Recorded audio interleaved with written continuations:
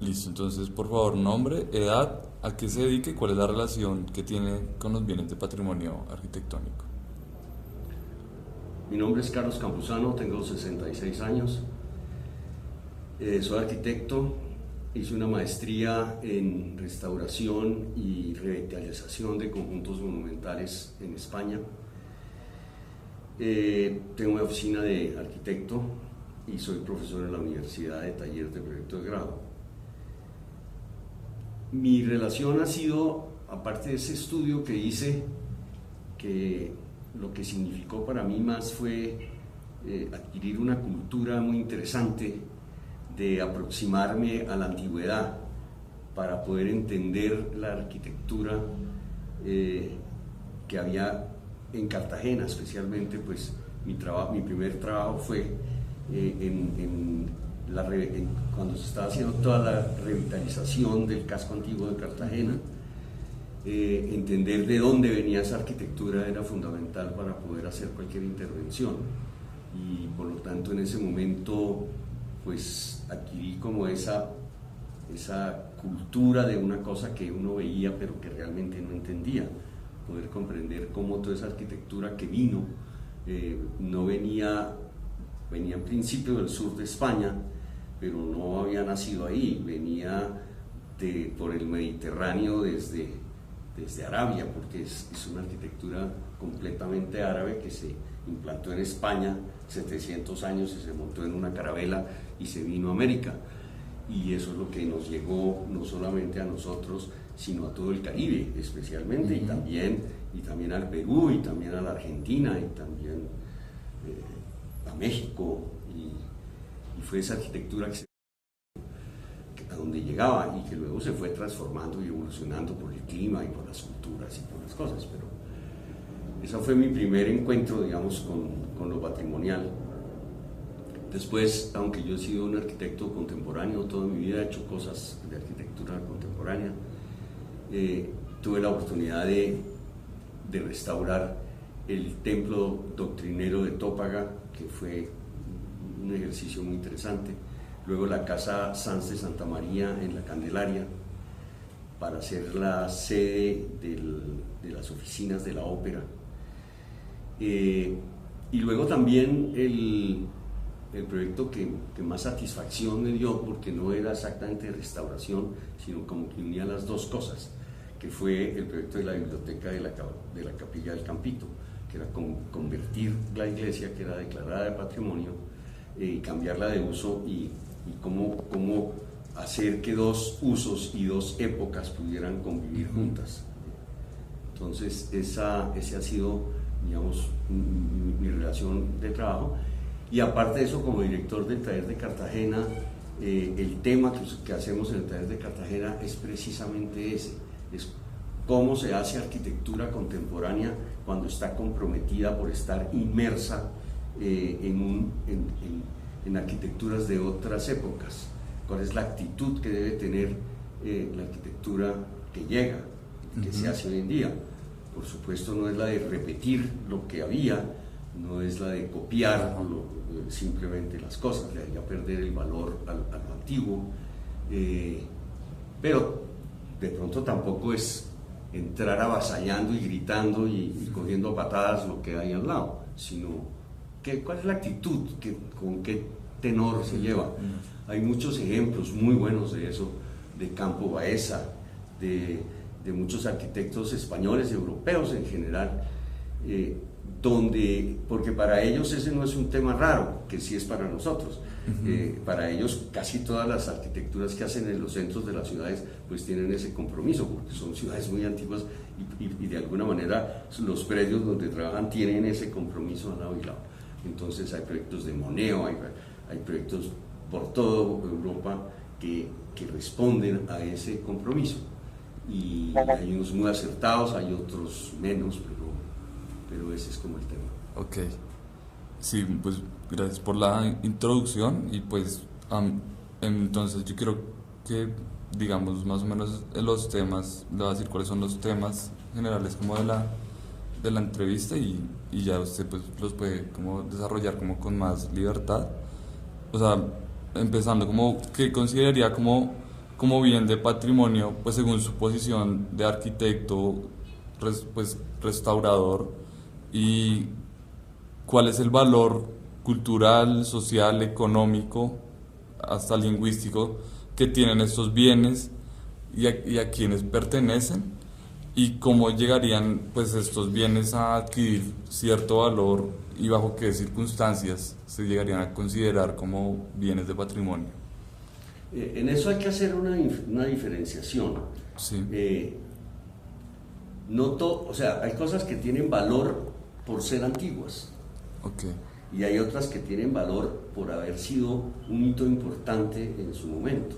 ok. Y hay otras que tienen el doble valor de ser antiguas y a su vez tener el valor intrínseco de haber hecho algo fundamental o algo notable dentro de la arquitectura.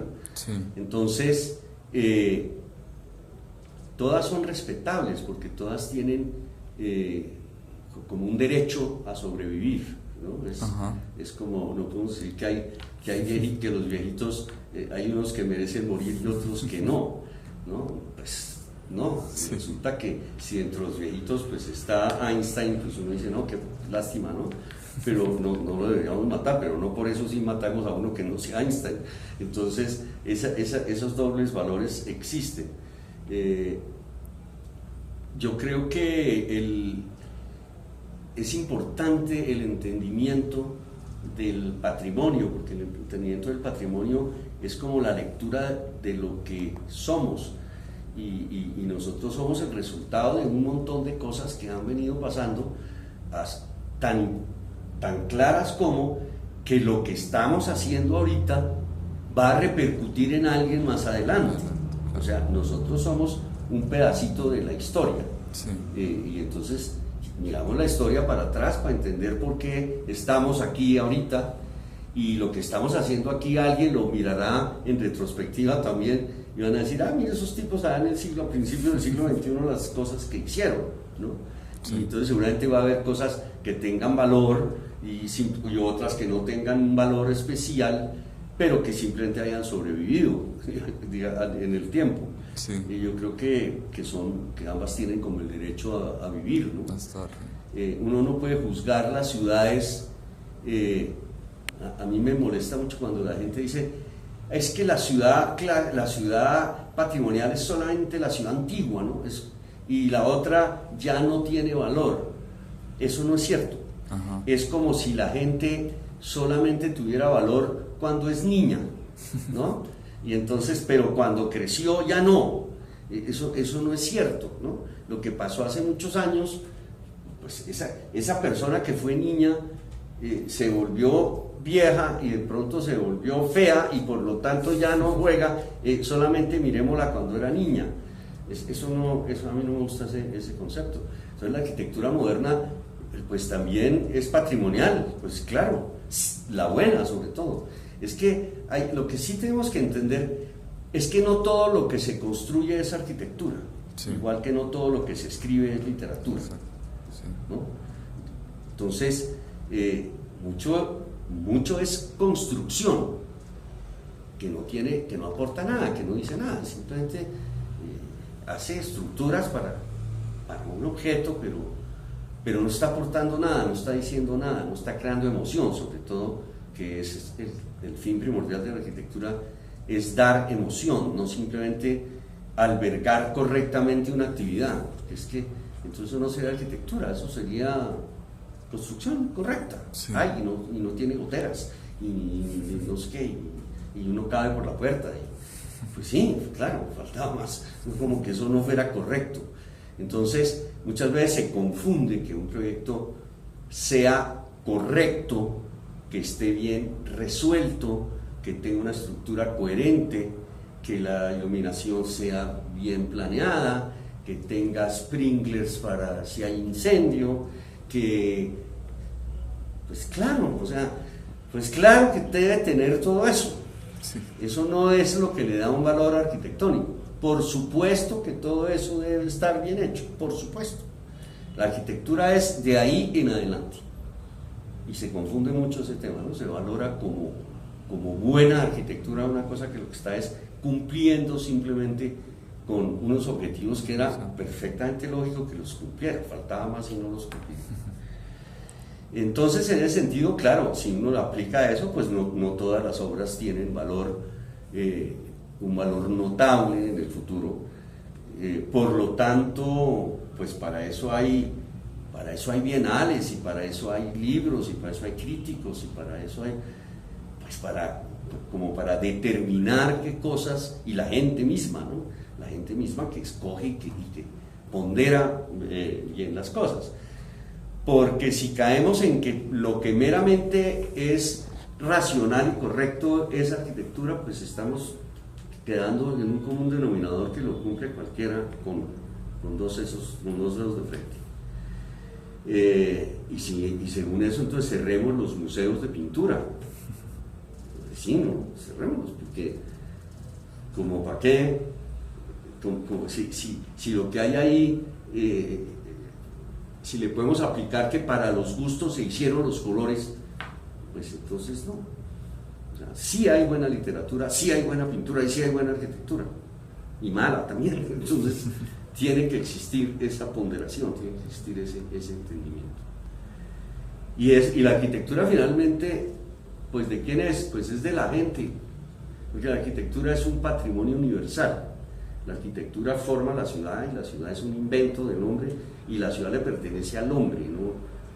Por lo tanto, además la arquitectura tiene una cosa fantástica, que es que está expuesta a la gente. Tú puedes tener un cuadro fantástico de Mondrian en la alcoba de tu casa, y entonces nadie lo ve, y lo ves solamente tú. La arquitectura no le pasa eso, porque la arquitectura está en la calle, y por lo tanto la arquitectura está a la vista para todo el mundo, y casi para el uso de mucha gente, ¿no? Sí. Por lo tanto es de todos. Listo. Vale, muchas gracias, Carlos. Bueno, quedó.